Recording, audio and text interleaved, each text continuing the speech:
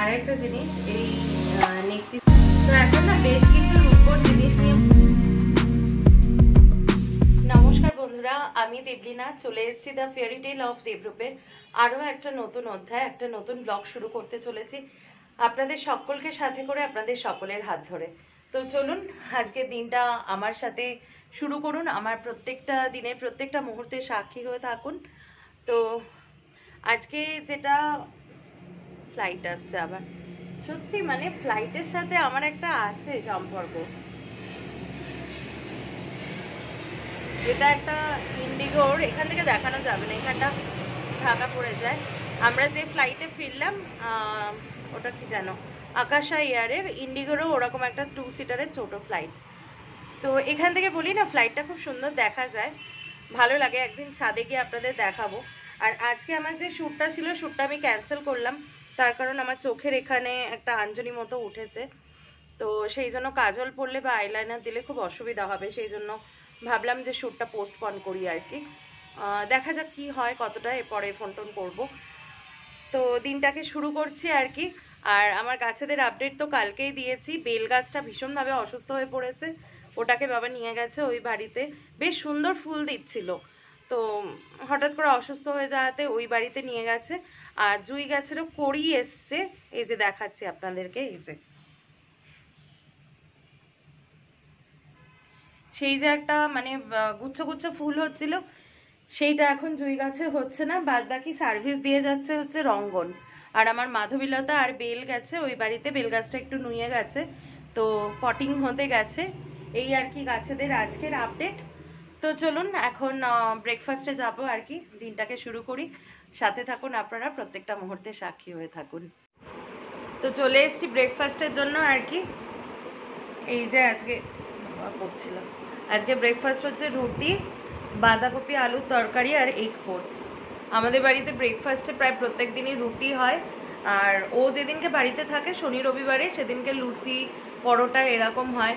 মাঝে মধ্যে মা ওই আইডির একটা ব্যাটারের প্যাক পাওয়া যায়, ধোসা করে, ব্রেড বাটার, মানে ঘুরিয়ে ঘুরিয়ে মা করে, কিন্তু রুটিটা আলু পরোটা হয়, হ্যাঁ, কিন্তু রুটিটারই বেশি চল আর কি, বেশি ভাজাভুজি বা জাঙ্ক।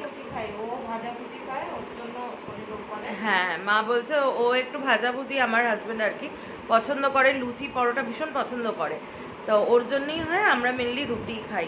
তো এখন এটা আর কি ব্রেকফাস্ট। আর আমার আজকে সকালবেলা উঠে শরীরটা ঠিকঠাক লাগছে না, একটু ব্যাক পেনের প্রবলেম হচ্ছে, কালকেও খুব একটা ভালো ছিল না। আর সব থেকে বড় কথা, যে শ্যুটটা করব এই চোখের এইখানটা দিয়ে, মানে আমার রীতিমতো চুলকাচ্ছে, আর কাজল লাগালেই আরও জল আসবে, কন্টিনিউয়াসলি চোখটা একটা প্রবলেম হচ্ছে, ওই জন্য শ্যুটটা আমি কথা বলে নিয়ে একটু পোস্টপন করছি।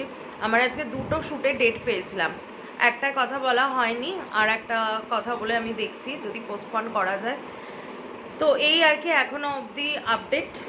সকালবেলা খেয়ে নিই, এবার খেয়ে দিয়ে দেখি, এরপরে একটু চায়ের আসর হবে, চায়ের আসরে মা আর আমি একটু বসি, একটু সারাদিনের কথাবার্তা হয়, এটা আর কি মার আর আমার সময়, এখানে বাবাও ইন্টারফেয়ার করে না খুব একটা। তো তারপরে দেখি অ্যাজ ইউজুয়াল দিনটা কেমন যায় আর কি। হাই তুলছিলাম, ঘর গোছাতে গিয়ে না এই জিনিসটা পেলাম 1 সপ্তাহ আগেই আর কি। এটা আমাকে আপনজন জুয়েলার্সের থেকে দিয়েছে, আসলে অক্ষয় তৃতীয়া নেমন্তন্ন করার জন্য।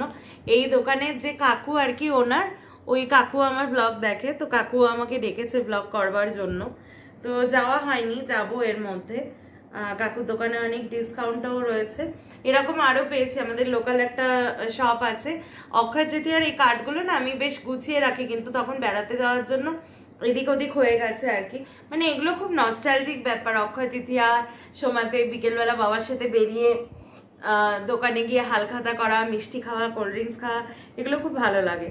আচ্ছা, 2টো জিনিস দেখানোর জন্য এখানে বসেছি, মা সব কেচে কুচে তুলে দিচ্ছে, তো এই জিনিসগুলো মা একটু ধুয়ে দিয়েছে।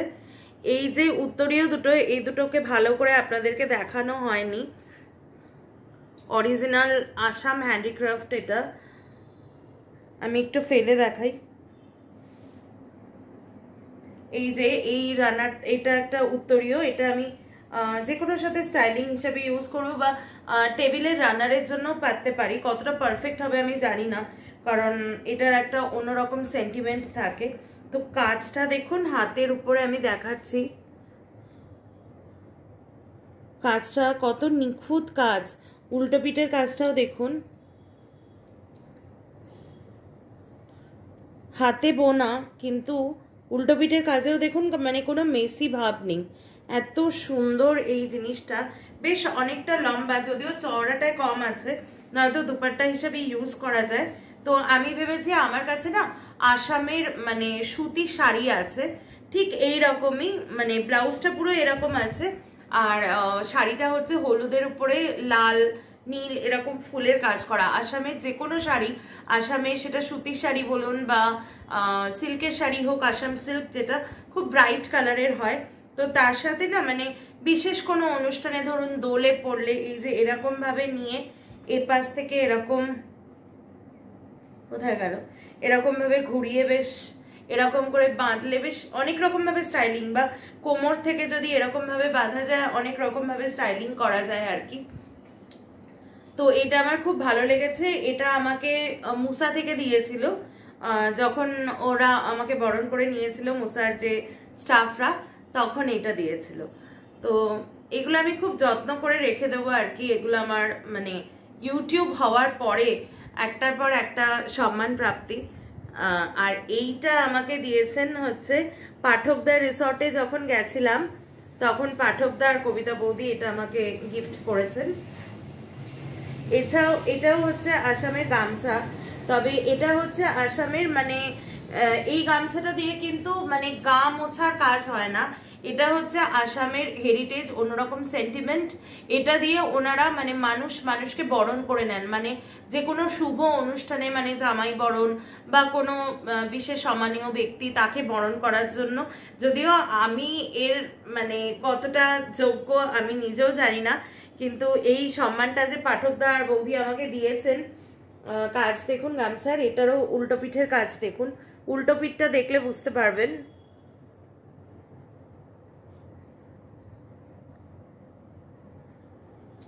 দারুণ সুন্দর এটা।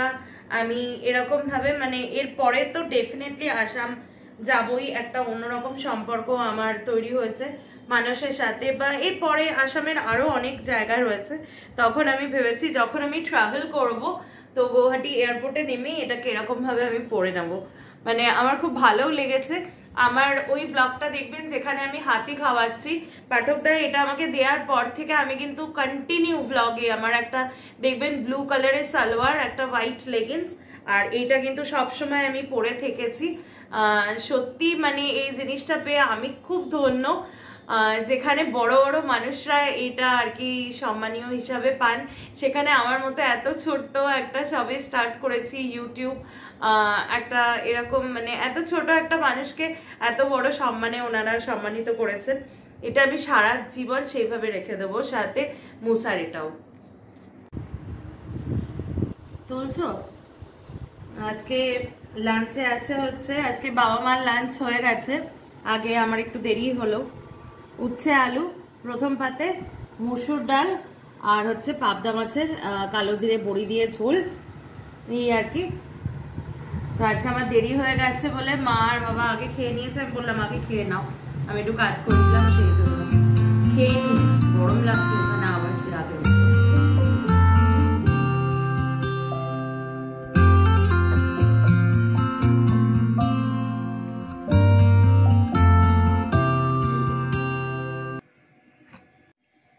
এখন একজন এখানে দই ফুচকা খাচ্ছে, তুমি জলের ফুচকা খাওনি? ওখানে খেয়ে এসছো? তাই ভাবে টেস্ট করার জন্য কিরকম ভালোই ফুচকাগুলো বেশ। ঠিক আছে, খেয়ে নাও, খেয়ে নিয়ে তারপরে এসো, একটু গল্প টল্প করি। ঠিক আছে। ফুচকা পার্টি ও আসার সময় নিয়ে এসছে। আমাদের এখানে খুব ভালো দুটো জায়গায় ফুচকা পাওয়া যায়, এটা হচ্ছে তার মধ্যে একটা। মা খেয়ে নিল, আর ওর জন্য হচ্ছে দই ফুচকা, আর আমার জন্য বাকিটা। তো ফুচকা এখন চলছে। তো এখন না বেশ কিছু রূপোর জিনিস নিয়ে বসে গেছি। কয়েকটা জিনিস, একটা জিনিস পালিশ করাতে দেব, মানে সোনার জল করাতে দেব, আর কয়েকটা জিনিস আমি দোকানে দেব যেগুলো আবার ঝাঁ চকচকে করবে, আর কয়েকটা জিনিস হচ্ছে ঠাকুরের আছে, সেগুলো আমি এখন দেখাতে পারবো না কারণ ঠাকুরের গায়ে রয়েছে।